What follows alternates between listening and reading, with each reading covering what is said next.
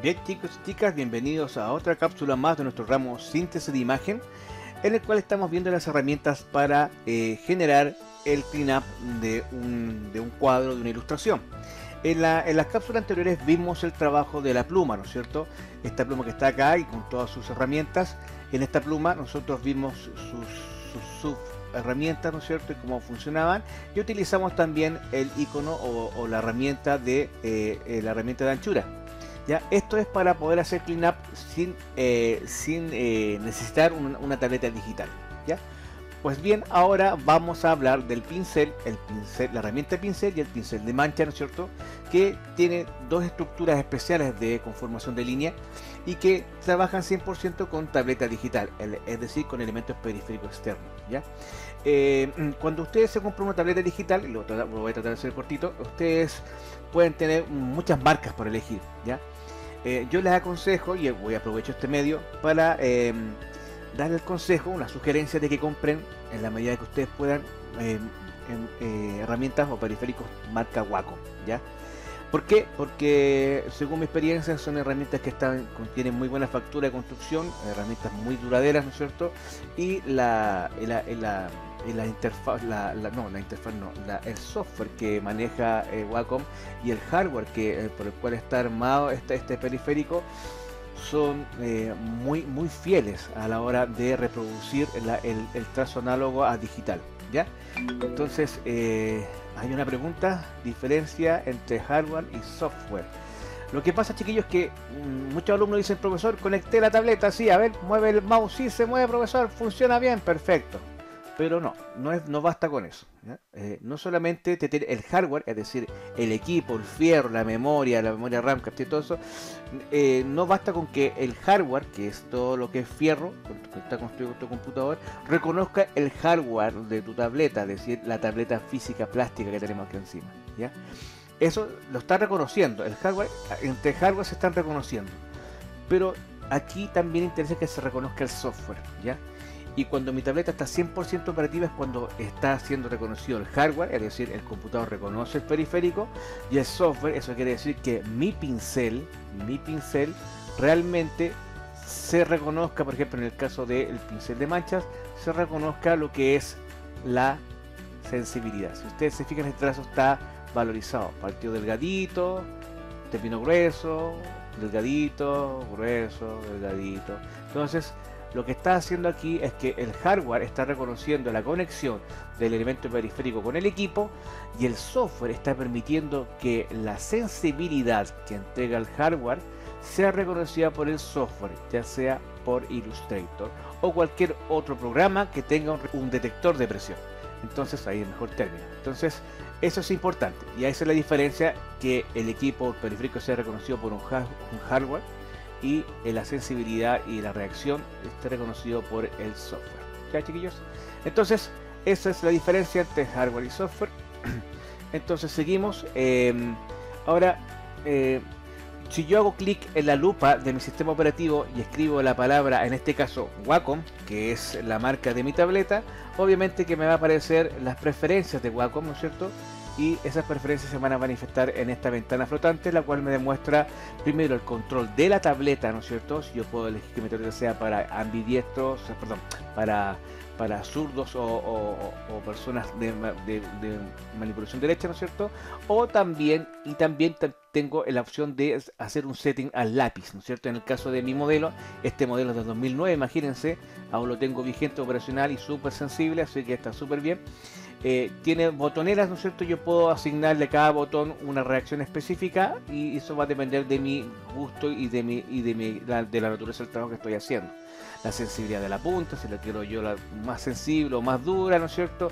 Si lo quiero a modo de lápiz o a modo de mouse, si quiero que tenga sonido, sin sonido, ¿no es cierto? Y así la distancia del clic, es decir, cuánto se demora el clic en reaccionar antes de que yo lo suelte el botón. Y bueno, las opciones avanzadas, si yo quiero hacer un clic en el aire o clic al toque de la tableta, ¿no es cierto? Y el predefinido es volver todo el setting desde fábrica, ¿no es cierto? Desde cero. Entonces este es un setting ya para la tableta digital.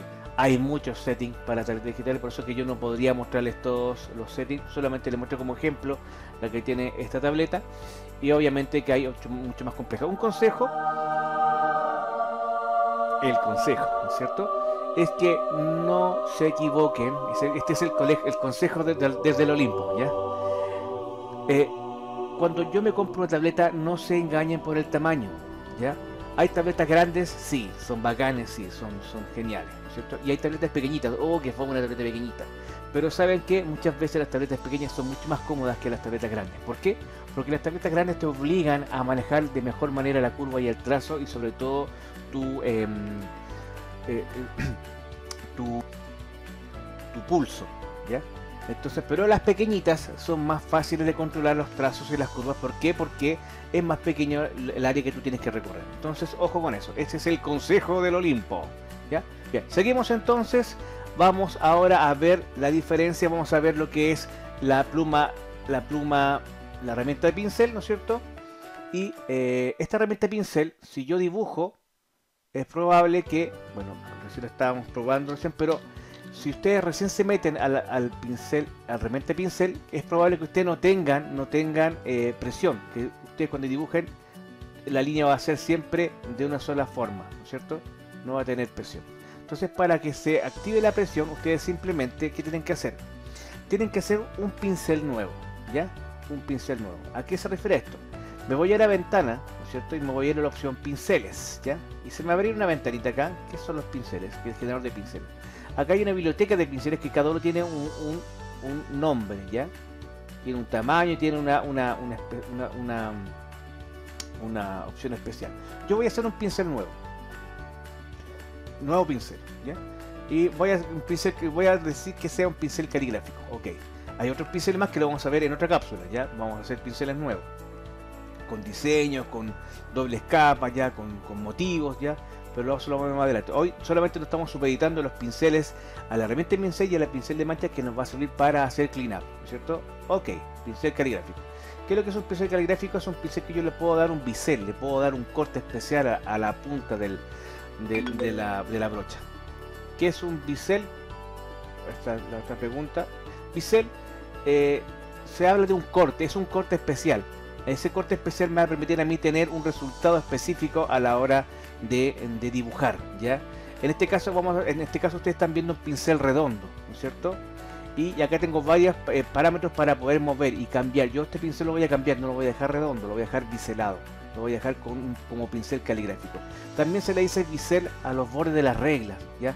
Antiguamente uno dibujaba con tinta, entonces para que la tinta no se metiera por debajo del plástico de la regla, esta regla al borde tenía un corte diagonal, ¿cierto? Entonces uno lo ponía al revés la regla, y cuando tiraba el trazo la tinta no se metía por debajo del plástico, que también se llama bisel, ¿ya?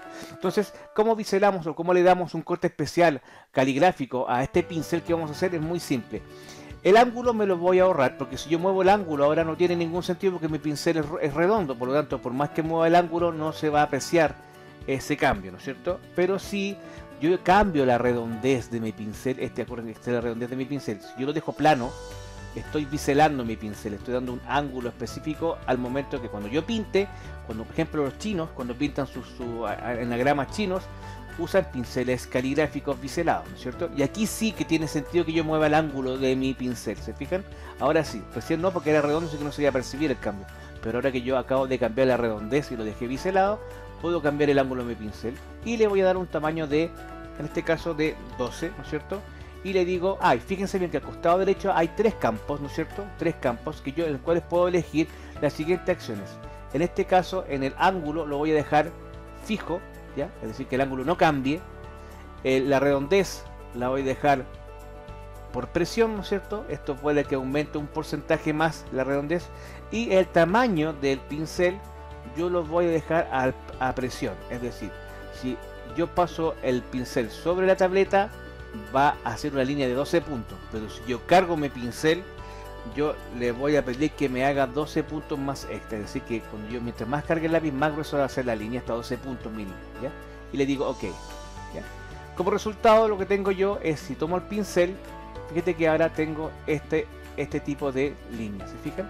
Ahí está, ¿ok? es un pincel caligráfico. ¿Para qué sirve esto? Para hacer caligrafía, ¿no es cierto? Es para hacer letras, ¿no es cierto? Eh, Rotulados, y yo puedo trabajar con este tipo de pincel y yo puedo hacer mi letra china, ¿no es cierto? Yo no sé hacer letras chinas, pero bueno, así puede ser entretenido. Quizás podemos aprender a hacer letras chinas más adelante, solamente porque estamos usando un pincel caligráfico. Ahora, si yo quiero cambiar, mira, fíjate bien, tengo toda esta línea hecha. Voy a abrir mi pincel caligráfico que acabo de hacer, ¿no es cierto? Este que está acá. Acá está. Incluso le voy a poner un nombre, le voy a poner un nombre que se llama el nombre Pepino, así se va a llamar mi pincel, Pepino, ¿no es cierto? Ok. Entonces mi pincel Pepino, que está ahí, si me pongo encima de ese sale el nombre, ¿no es cierto? Si yo lo modifico, si yo activo el previsualizar y le modifico las características de este pincel, fíjate bien, le voy a cambiar el ángulo a 0, ¿ya? Y voy a decir que la redondez sea al 100%. Fíjate cómo va cambiando el aspecto de mi trazo. Está siendo modificado porque yo estoy modificando el pincel maestro del cual se hizo esos trazos. Y yo incluso puedo hacer más ancha la línea o más angosta la línea. Línea infinita, ¿no es cierto? Y yo puedo jugar con este aspecto de mis líneas. Raya para la suma, yo puedo editar mi pincel para tener el pincel específico para solamente hacer clean up, ¿no es cierto? Entonces yo puedo hacer que mi pincel tenga 5 puntas, que tenga 3 puntos como línea mínima cuando pase el lápiz por la tableta, pero si cargo mi lápiz va a tener 8 puntos máximos, ¿no es cierto?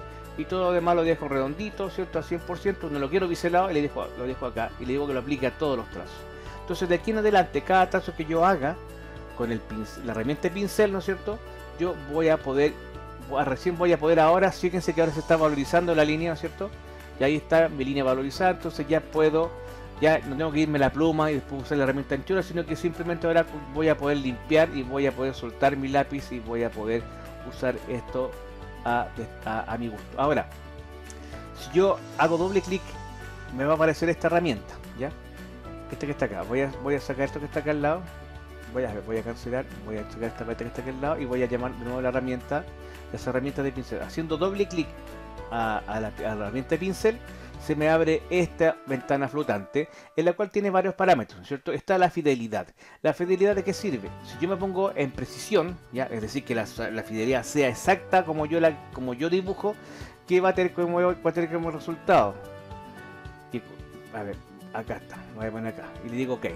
¿Qué va a tener como resultado? Que cuando yo hago una línea hacia abajo, si vengo de un carrete, ¿no es cierto? O de una fiesta familiar y me pasé de copa y al día siguiente tengo que hacer el trabajo, cuando yo haga la línea me va a registrar todos los errores de mi pulso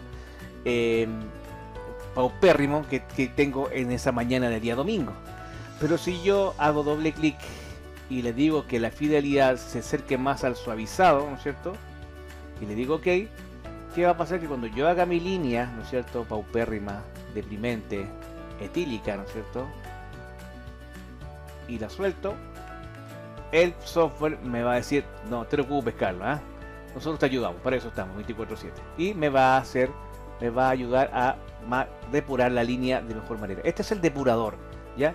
¿Y esto para qué sirve? Porque si yo tengo mal pulso para hacer una curva, por ejemplo, yo sé que el software me va a ayudar a enmendar ese error, ¿ya? Pero no hay que abusar de esto. Yo generalmente lo uso acá, ¿ya? Lo uso ahí, ¿ya? Ahora, ok.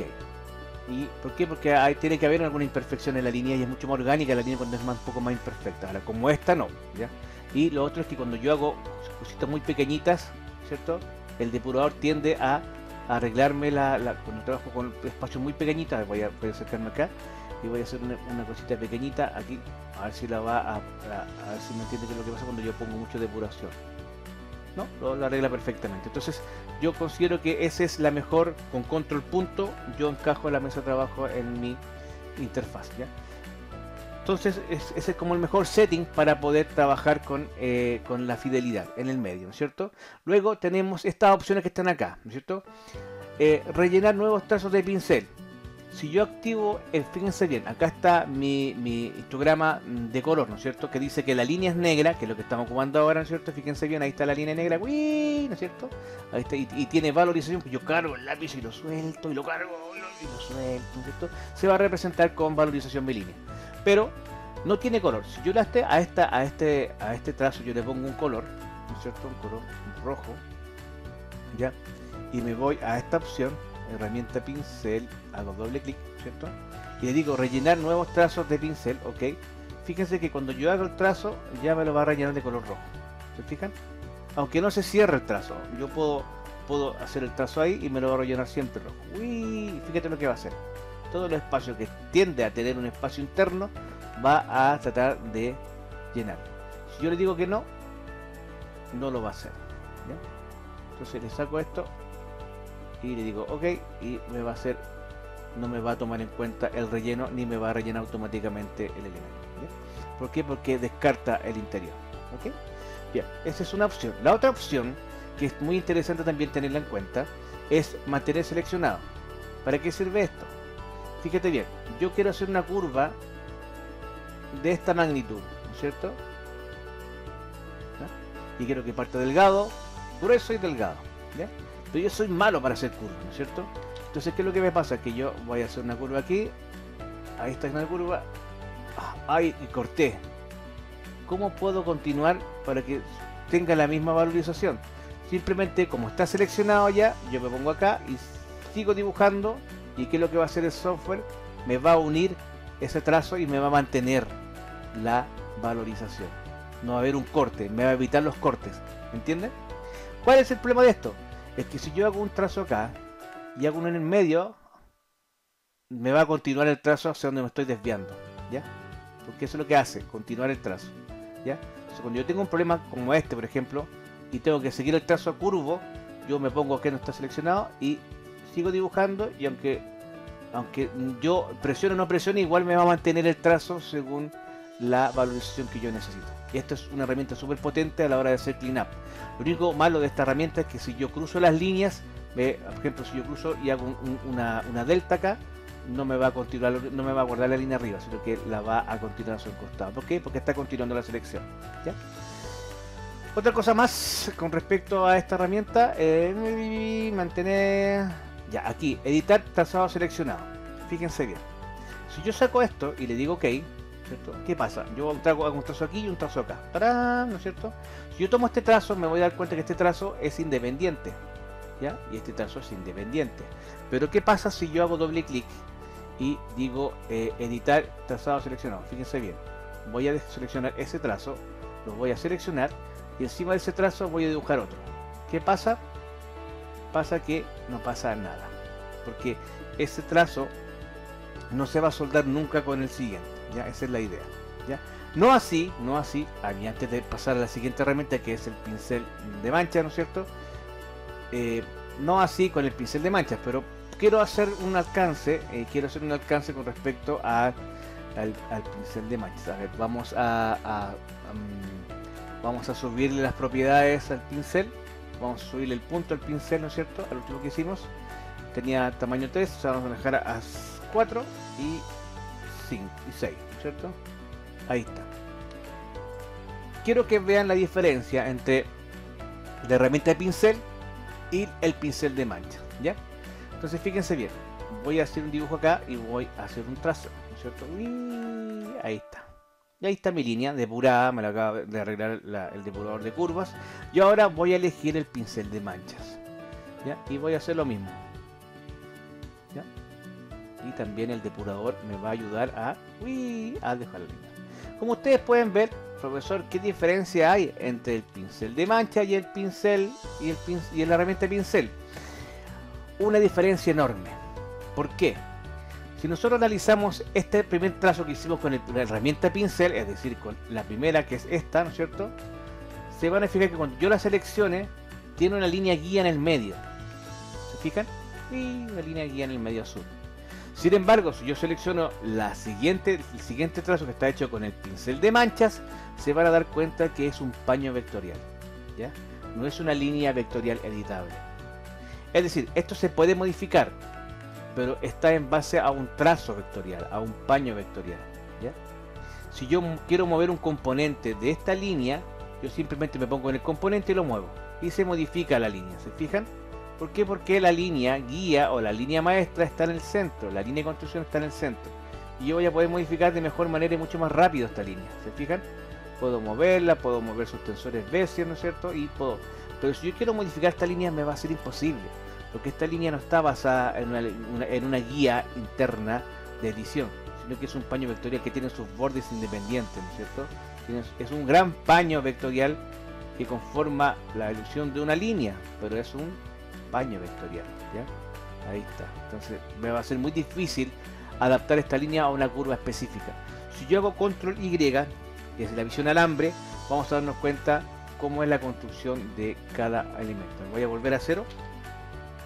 ¿Ya? Ahí está la diferencia. Voy a volver tal cual. Ya. Ahí está la línea hecha con la herramienta de pincel, y aquí está el trazo hecho con el pincel de manchas. Aquí este es una línea de guía interna editable, y este es un paño vectorial que, si bien se puede modificar, no tiene las mismas opciones que tiene la primera guía de la pluma, de la herramienta de pincel, ¿ya? Entonces esa es la gran diferencia que hay entre una y otra. Ahora, a mí me gusta más usar esta, porque no sé, encuentro que es mucho más plástica, ¿ya? Yo generalmente trato de no corregir la línea, sino que trato de hacerla bien, y si no la hago bien, control Z y la vuelvo a hacer de nuevo, ¿ya?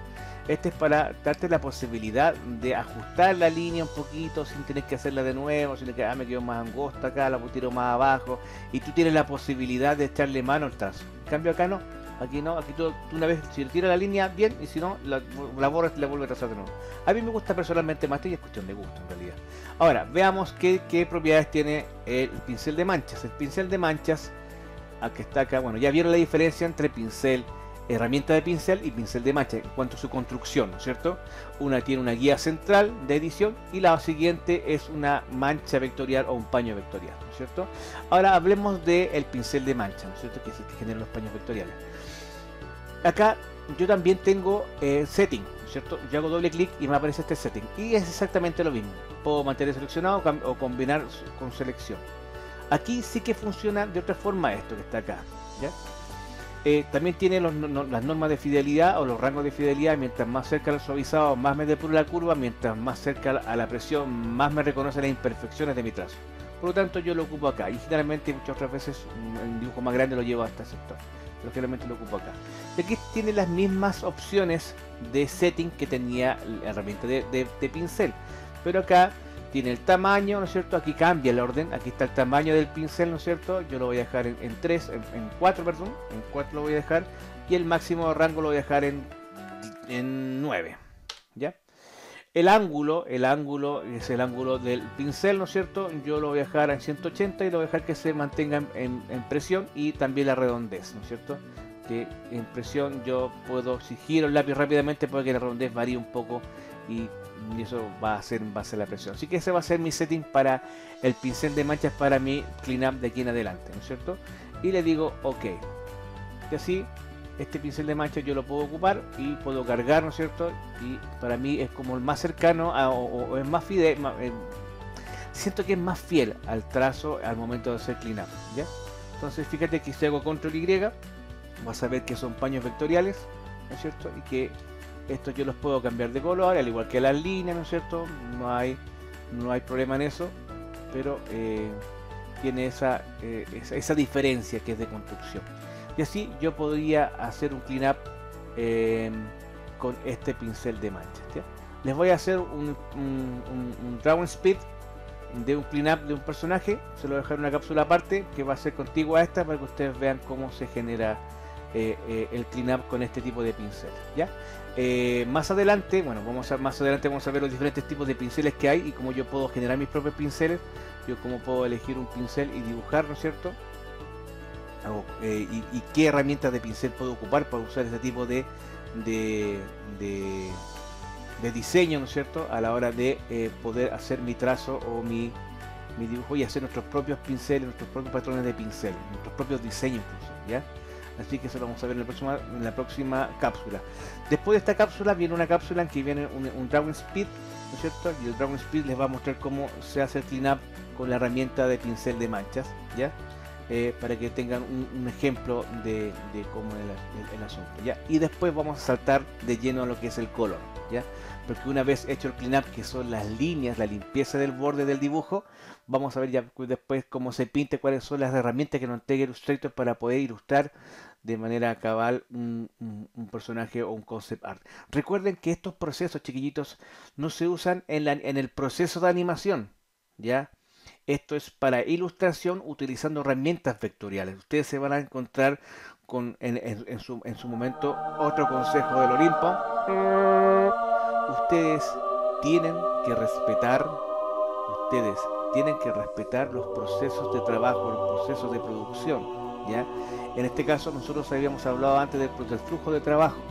Ustedes tienen que tener una capa donde solamente esté el cleanup y en otra capa va a estar el color, ¿cierto? Porque el color puede tener modificaciones.